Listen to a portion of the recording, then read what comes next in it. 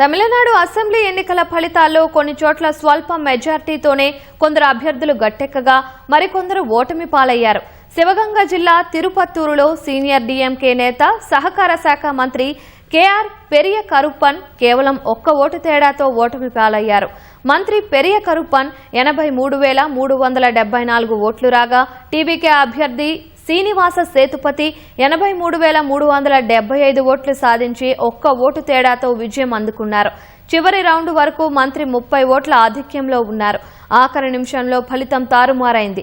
ఇది భారత ఎన్నికల చరిత్రలోనే అత్యంత స్వల్ప ఓట్ల తేడాతో జరిగిన గెలుపుగా నిలిచింది. పరమత్తి వేలూరు నియోజకవర్గంలో అన్నాడీఎంకే అభ్యర్థి శేఖర్ కేవలం 308 ఓట్ల స్వల్ప తేడాతో గెలిచారు. ఇది తమిళనాట రెండో అత్యల్ప మెజారిటీ. కుంభకోణం నియోజకవర్గంలో టీవీకేకు చెందిన వినోద్ 679 ఓట్ల మెజార్టీతో విజయం సాధించారు.